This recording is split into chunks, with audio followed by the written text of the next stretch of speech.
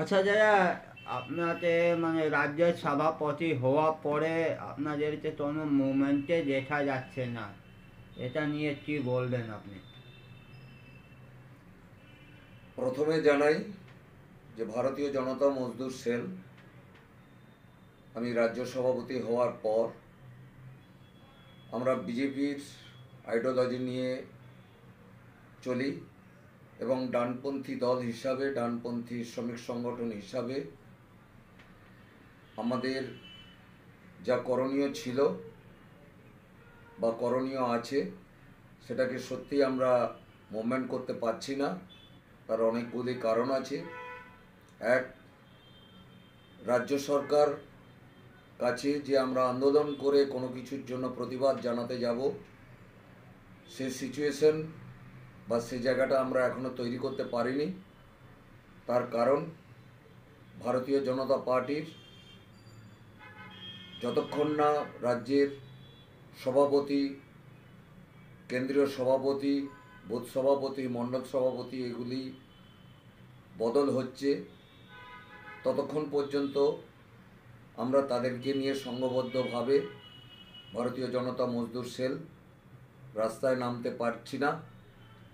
তার মধ্যেও আমরা লাস্ট 3টে র্যালি করেছিলাম এবং eastern rail, south eastern rail, metro rail, West Bengal transport corporation, Kolkata port trust সকলকে আমরা চিঠি দিয়ে জানিয়েছি আগামী দিনে 7 দিনের মধ্যে যদি কোনো রিপ্লাই না আসে তাহলে আমরা ডেপুটেশন দিতে যাব। সেই কর্মসূচি আমাদের রয়েছে।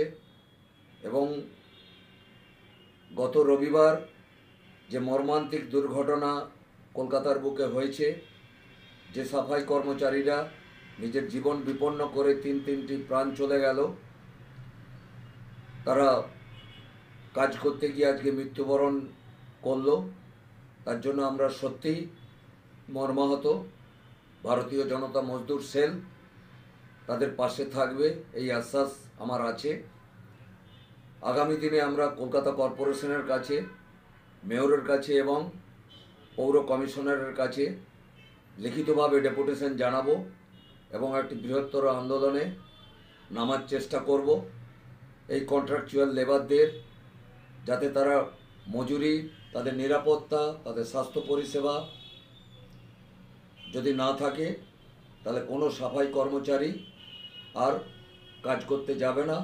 তাতে গভর্নমেন্ট কী করবে সেটা আমরা দেখব। আমার উপর নেতৃত্বকে আমি জানিয়েছি, আমার রাষ্ট্রীয় সভাপতিকে জানিয়েছি, রাষ্ট্রীয় চেয়ারম্যানকে জানিয়েছি।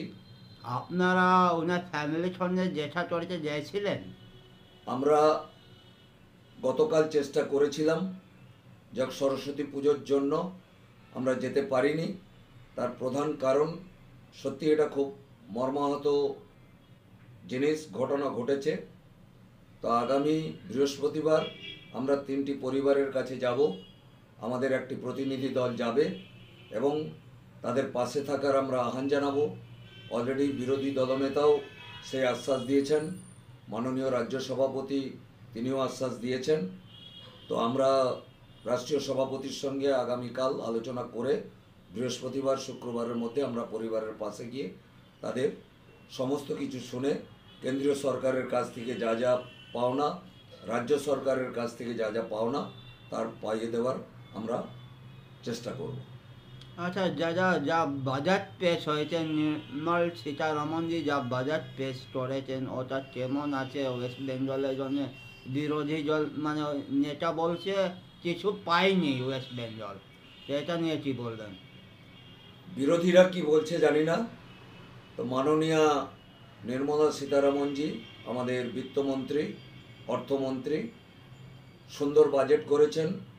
যে বাজেটে আমরা সবথেকে বেশি যারা শ্রমিক সংগঠন করি তারা সবথেকে বেশি খুশি হয়েছি যে গিগ ওয়ার্কার্সদের নিয়ে, মৎস্যজীবীদেরকে নিয়ে এবং ক্যাজুয়াল যেসব শ্রমিকরা আছে তাদের নিয়ে তিনি একটি বড় চিন্তাভাবনা করেছেন।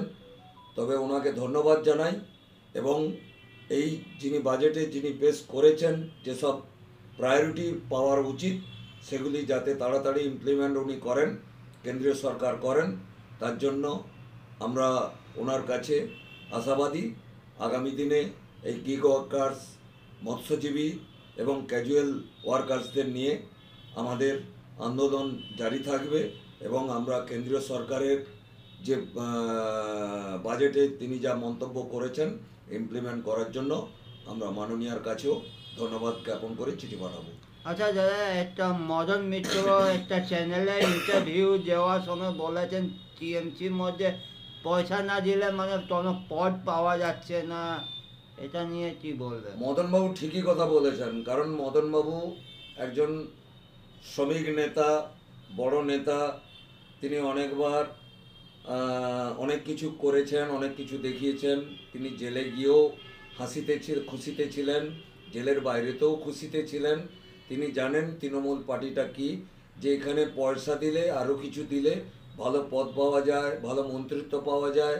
সেই জন্যই তিনি সঠিক কথাই বলেছেন।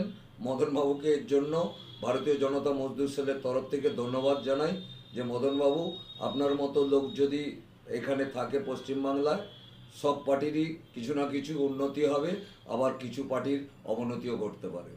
অনেক অনেক ধন্যবাদ দাদা আমাদের এটা টাইম দেওয়ার জন্য। Thank you.